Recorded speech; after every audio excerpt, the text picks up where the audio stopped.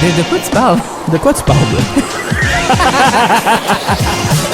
Une autre émission spéciale avec les artistes en vitrine à Côte-à-Côte-à-Roi. Bienvenue à De quoi tu parles. De mon nom est Nicolas Molette. Et moi, Marc-Antoine Joly. On prend une virée country. Country. Country et du bon country à part de ça. Puis pas juste du country, pas du western, mais ce qu'on appelle du nouveau country. C'est quoi du nouveau country? Eh bien, c'est du country qui est nouveau. En fait, c'est surtout que c'est un petit peu plus pop. Oui. Ça a une nature un petit peu plus pop. Ça twigne un peu moins en général. C'est moins cheval. Oui. C'est plus... Plus moto. Festival. Oui, moins c'est cheval, plus festival. Oui. Histoire d'amour. Gros son de drum, exactement. souvent. Guitare électrique très présente aussi. Présente, mais pas agressante, encore une fois.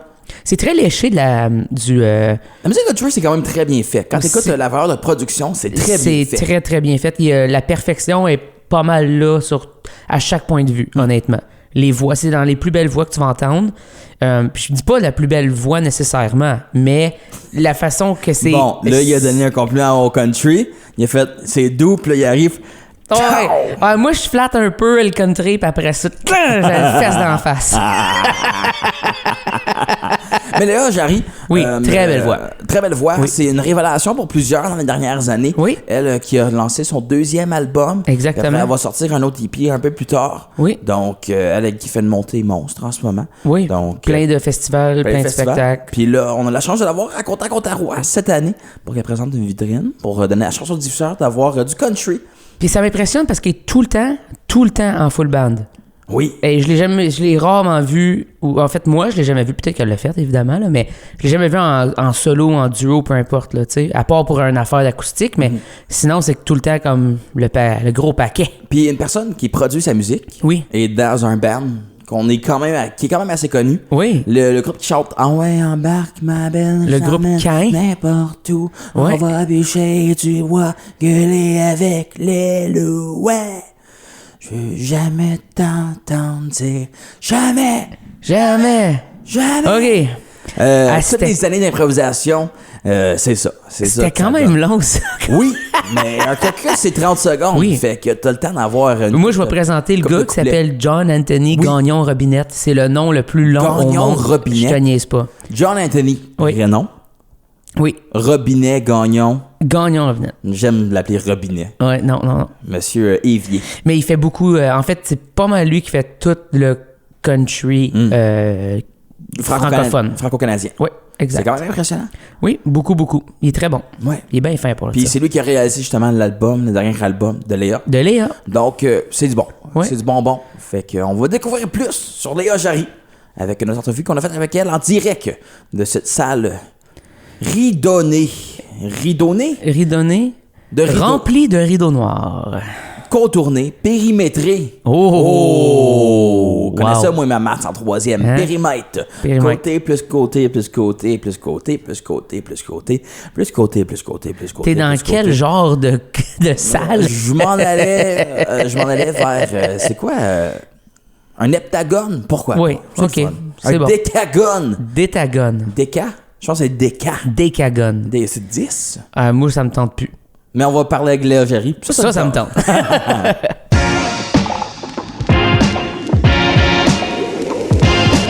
De quoi tu parles?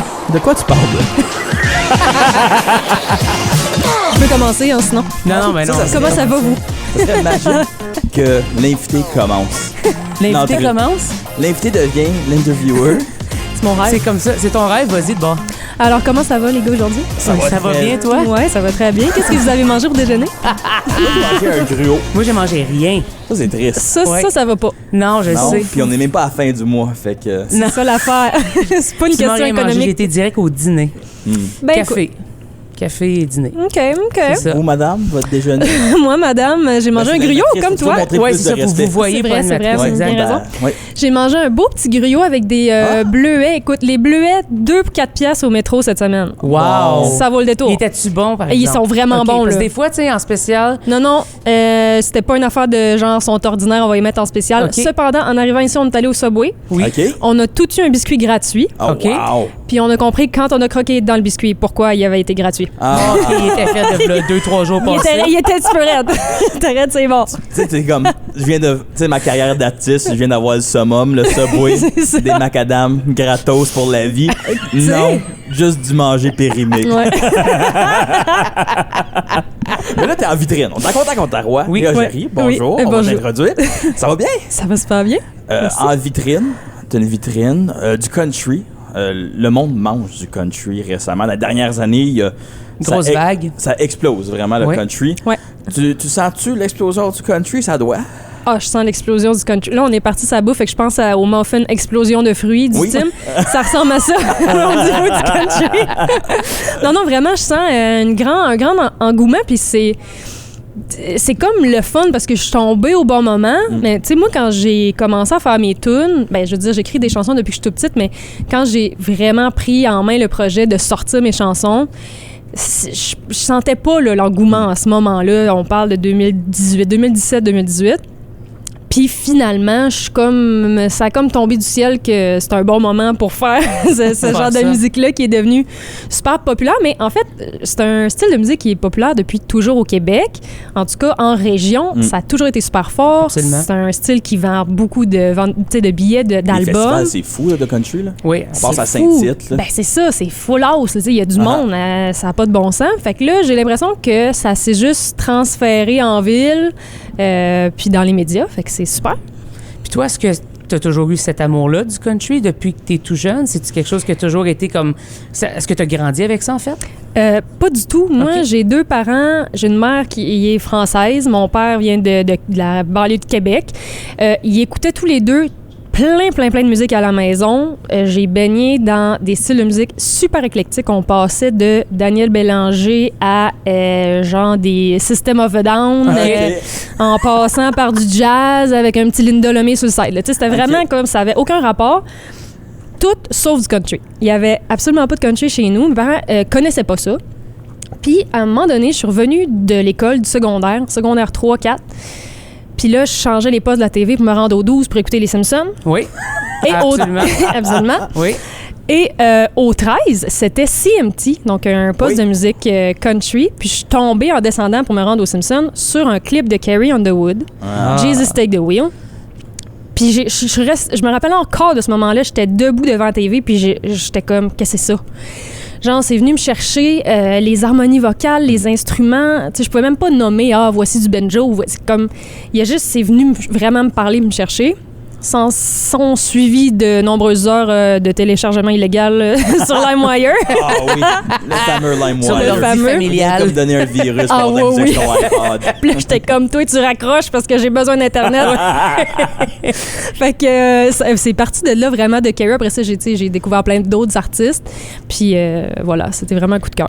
LimeWire, c'est une façon de découvrir les artistes parce que des fois, tu tapais le nom d'un artiste, tu faisais télécharger, puis c'était pas cet artiste-là. Oui. Non, ça arrivait très souvent, ça. J'avais Firework de Katy Perry. Oui. C'était clairement un homme qui le chantait. C'était même pas un cover, c'est juste quelqu'un qui a mis sa version. C'était comme la plus populaire, tu pouvais pas trouver. Incroyable. C'est quand même hot. Ah, 2010. Quand même une autre époque, c'est un autre genre d'algorithme. Ah oui, vraiment totalement. un autre genre d'algorithme. Oui. On a parlé vite fait de Saint-Tite. Oui. Tu me racontais ça tantôt.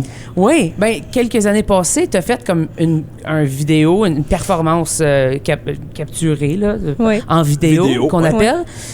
Puis c'était vraiment big. C'était comme plus grand que nature. Je me souviens d'avoir vu ça, j'étais comme, mais qu'est-ce qui se passe? Tu sais, de la pyro, grosse prod, des lumières. Vous étiez comme 100 000 sur le stage. Oui, ça n'avait pas vraiment de bon sens, cette affaire-là. C'est fou. Quand je repense à ça, je repense souvent à la pub. Je sais pas si vous vous rappelez de Vidéotron, à un moment donné, qui passait souvent à la télé. Ça disait 100%. Le gérant est tombé sur la tête, puis genre, il y a des rabais à finir. C'était un peu ça qui est arrivé, mais à ma maison de disque. Genre, mon gérant est tombé sur la tête, puis ça a juste... En fait, c'était mon lancement d'album, cette perfo-là. Tu sais, le lancement était prévu depuis plusieurs mois dans une salle. Boum, petite pandémie mondiale qui est arrivée, qui a fait en sorte que tous les plans marchaient plus pantoute. C'est sûr. Puis, mais ça a été super salvateur pour moi parce que ce projet-là est né à cause de ça. Il y a eu comme des subventions aussi accordées aux initiatives qui appelaient Nouveaux Médias, whatever, qui étaient en ligne. Puis, fait que ça a permis ce show-là, pas de bon sens. Moi, je l'ai vécu. Premièrement, il faisait genre 12 degrés. OK. J'étais en short. C'était pas facile. On le voit dans la vidéo, je chante, puis il y a de la boucane qui sort de ma bouche. Fait que c'était toute une épreuve. Mais quand je l'ai vu, parce que moi, sur scène, j'avais pas conscience vraiment de la grosseur. C'est ça, tu sais. Puis quand je l'ai vu, j'étais là, wow, qu'est-ce qui s'est passé là?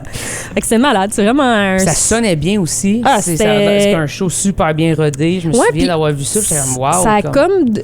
Ça a tombé à un moment où tout le monde travaillait pas. Okay. Puis tout le monde était super craqué de faire ça parce que premièrement, ça s'était quasiment jamais vu au Québec, une affaire d'une ampleur de même pour quelqu'un qui est à moitié connu. Là, ça avait comme vraiment pas de bon sens. Fait que tout le monde a embarqué dans le projet. Il y a plein de gens qui nous ont aidés, qui nous ont passé du stock, qui sont venus travailler. Fait que c'est vraiment un gros travail d'équipe, mais vraiment le fun. C'est-tu quelque chose encore que tu regardes puis tu te dis un jour, évidemment, j'aimerais avoir un show de cette envergure-là que je peux amener partout. Ben oui. Certain que c'est un rêve. Mais mettons, quand tu proposes tes trucs, est-ce que tu as encore l'ambiance de jouer comme de prendre l'espace sur scène un peu comme tu avais là-dedans? Oui, absolument. J'ai tout le temps ça, mais pour moi, on dirait que ça change rien l'ampleur du setup. Dans le sens où, tu sais, j'ai fait. Puis avant de faire mon projet, j'ai chanté dans plein de revues musicales, plein de projets différents, de plein de styles de musique, dans plein de contextes, du plus, on va dire, difficile contexte au contexte le plus luxueux qu'il n'y a pas, avec, tu sais, tout ce qui peut nous aider à faire une belle perfo. Fait que moi, quand je fais mes tunes, ça change rien que je sois monté sur la table de salon devant 4-5 personnes ou sur un gros stage devant 4000. On dirait que je donne la même chose. La même énergie. Je suis dans mes tunes, puis je donne tout ce que j'ai à donner, peu importe le setup. Là. Puis là, un nouvel album qui vient de sortir en octobre, comme avant. Parle-nous, c'est ça ton spectacle que tu fais ici à Contact, ta vitrine, c'est pour ton album? C'est moitié-moitié. En fait, j'ai des chansons de mon premier album, puis des chansons de mon nouvel album aussi. Cet album-là était plus introspectif pour moi. C'est arrivé justement après la pandémie où on a eu beaucoup de temps pour réfléchir à notre existence. À nos tunes, puis se remettre en question. Exactement. Donc, ça a été une période comme ça où j'ai pas écrit pendant un bout parce qu'il m'arrivait rien. J'étais seule chez nous avec mes 4 murs. À un moment donné, l'inspiration tardait à venir. Puis, s'en est suivi plusieurs camps d'écriture auxquels j'ai eu la chance de participer. Puis j'ai rencontré plein d'autres artistes. Dans ces contextes-là, on a des exercices d'écriture, des fois on collabore. Puis ça a vraiment ouvert les portes de ma créativité, de collaborer avec ces gens-là. Puis je me suis assise pour écrire l'album dans un moment où j'étais super fatiguée. J'ai fait un genre de burn-out. Après la pandémie, en fait, ça a repris là, à une vitesse incroyable. Puis ça a été beaucoup en très peu de temps. J'ai fait full de shows. Puis il s'est passé beaucoup de choses aussi dans ma vie personnelle, familiale. Fait que j'étais brûlée ben raide. Puis ça a été drôlement le moteur de cet album-là, de faire comment il faut que je prenne un temps pour revenir à l'essentiel. Revenir au fun que j'avais de faire de la musique quand j'étais petite. Puis personne allait entendre mes tunes, que j'étais juste seule dans ma chambre. Tu sais, je passais des heures, là, des grandes journées enfermées là, à m'enregistrer sur des cassettes. Là. Mais c'est ça mon essence. J'ai essayé de retrouver ça au-delà du show business puis de toute la patente. Là, juste vraiment mon amour de la musique. Puis je l'ai mis ça dans ce nouvel album-là qui s'appelle Comme avant. Puis j'ai vu sur Instagram que tu as commencé à faire des épisodes sur justement l'album et tout, la conception. Tu as fait beaucoup de sessions à distance aussi avec John Anthony, qui est le réalisateur, puis tout.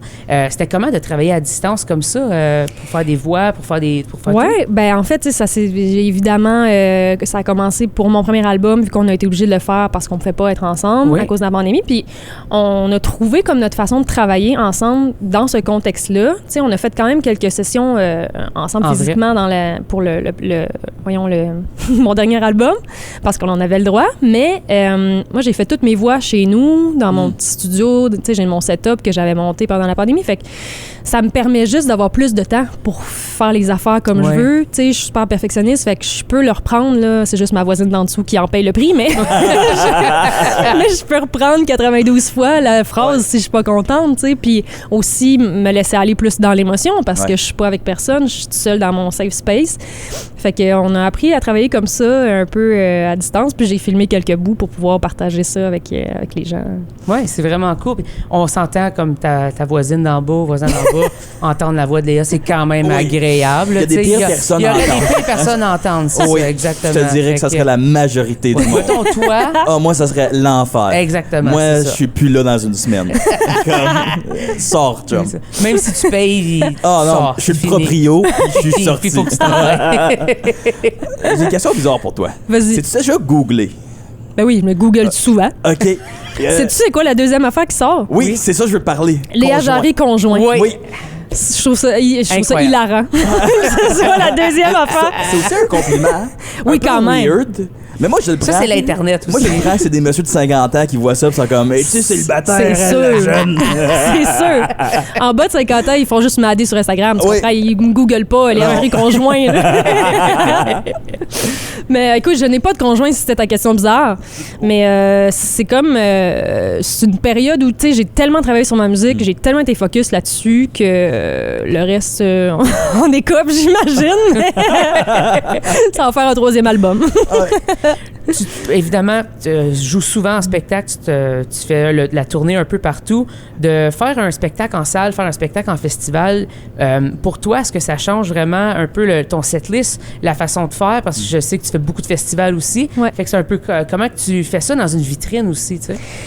Ouais, moi, je suis vraiment en mode adaptation. Ok. Tu sais, comme je vous dis, j'ai un background où j'ai fait tellement d'affaires différentes que je saisis vite un public. Même à l'avance, je fais des recherches. Je suis vraiment une bonne élève d'école. Fait que OK. à chaque fois que je vais, mettons, dans une nouvelle ville ou dans un nouveau festival, je fais un petit peu de recherche pour voir c'est quoi la crowd, c'est quoi l'ambiance, quel genre d'autres artistes vont jouer ou ont déjà joué. Puis j'adapte vraiment mon show à ça. T'sais, ça reste vraiment... je veux dire, j'ajoute quelques... Tu sais, mettons, en festival, je fais plus de covers parce OK. que les gens aiment ça entendre des covers, Ouais. puis chanter avec moi, puis tout ça. Puis moi, ça me fait plaisir de le faire aussi. Si c'est un festival super country, je vais prendre des covers un peu plus country. Si c'est une affaire un peu plus folk pop, je vais y aller là-dedans. Puis je m'organise tout le temps pour que tout le monde reparte avec un petit morceau de quelque chose qu'ils ont aimé. Même si, des fois, tu te ramasses devant un public qui sait pas t'es qui ou qui est là pour voir quelqu'un d'autre, mais... En faisant ça comme ça, en m'adaptant au public, ben je trouve que tout le monde ressort satisfait de sa soirée. Puis en salle, c'est vraiment une autre vibe. Les gens ont une écoute évidemment beaucoup plus attentive. Oui. Ils sont pas en train de faire un 7 carré dans le coin. Un peu moins de party en général, tu sais. C'est ça, ils sont pas complètement défoncés après 2 tours. Fait que dans ce contexte-là, en salle, je prends vraiment plus le temps de jaser avec le monde, je compte mes histoires. C'est arrivé souvent qu'après un show, les gens, la première fois qu'ils me disent, c'est « T'es tellement drôle ». C'est même pas comme « J'ai aimé ta voix » ou « Tu chantes bien », c'est comme « T'es tellement drôle », on a ri. Fait que, ouais, c'est vraiment, je m'adapte. Puis en vitrine, ben, j'essaie de faire un peu tout ça, mais c'est tellement court que, tu sais, je fais 5 de mes chansons, puis j'ose un petit peu, puis c'est ça. Fait en espérant que les gens puissent capter l'essence du show. Mais Tu commences déjà une genre de mini-tournée, tu as des représentations à Trois-Rivières, à Montréal, puis là, va se suivre des choses d'ici, c'est certain. là. Absolument. J'espère. Est-ce que cet été, tu as déjà des festivals de confirmés? j'ai une couple d'affaires, mais je pourrais pas t'y nommer Sous zone d'ombre. encore. C'est Ouais, ça, exactement. C'est pas encore annoncé, il n'y a rien annoncé trop. Fait que je me garde une petite gêne, mais tous les détails seront sur mon site internet, leajari.com. Super. Ben, Puis sur ton Instagram. que Sur tu- mon Instagram, tu fournis Facebook. très bien Pour aussi. les personnes Ah, de je suis là. 50 ans et moins, 50 ans et moins, 50 ans 50 et plus. la Google, deuxième version sur Facebook. Google, Exactement, c'est tu parfait. googles, Oui. tu vas tout savoir. Ouais, Exact. veux-tu m'épouser? C'est sur Facebook. Des affaires super pertinentes. J'avais reçu à un moment donné Marie-moi. Ah! Je m'étais dit, j'aurais aimé mieux Marie-Mé. Je trouve que c'est un pick-up Ouais. line plus intéressant. Mais bon, Juste Marie-Mé. Juste Marie-Mé. Oui, t'écris oui. Oui. Oui, Marie-Mé, oui. absolument. Absolument. Un gros merci. Merci beaucoup.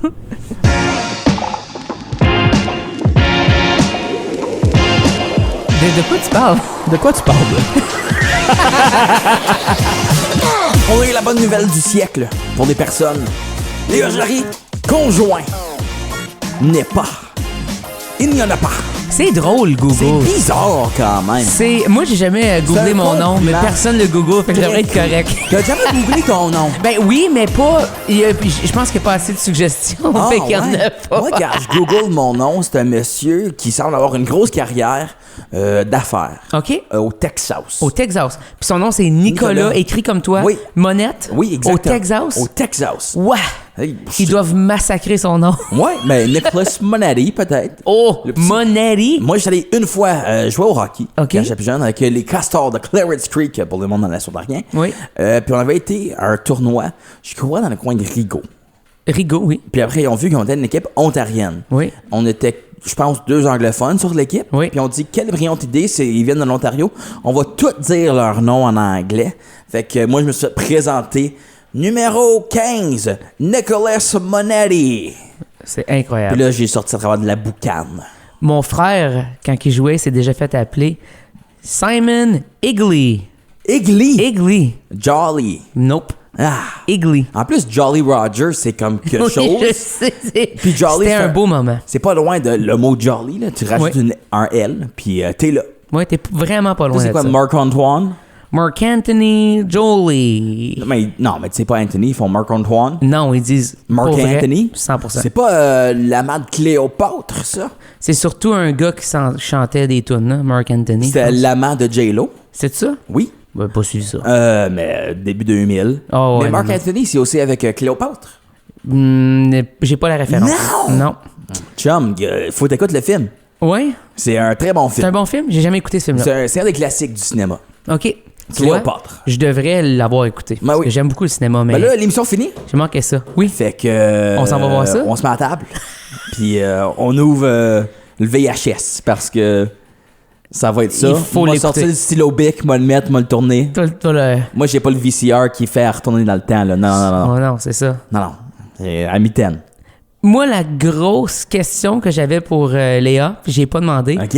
c'est quand elle nous a parlé de System of a Down, Oui. je me suis dit qu'une version de Chop Suey en country, ça serait drôle, c'est un méchant temps. Fais-moi donc un petit riff en country de System of a Down, Chop Suey. Hey, je pense que je pourrais pas. Faudrait que ce soit le banjo qui fait le début de la guitare. Là.